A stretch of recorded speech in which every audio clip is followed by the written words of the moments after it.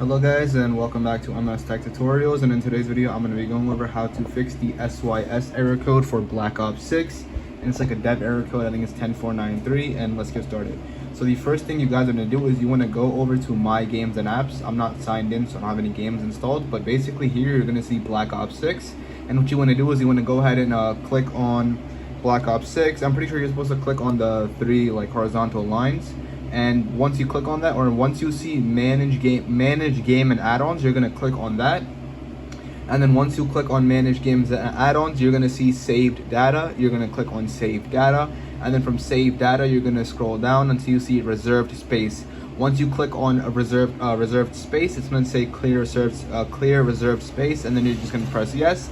And then once that happens, I recommend just restarting your Xbox. So just click on the Xbox logo on the controller, go over to power, and then you just want to restart your console. And once you do that, you should honestly be good to go and you're all set. So yeah, that is it for the video. Thank you guys for watching. Make sure to give the video a thumbs up, subscribe to the channel, and have a great day.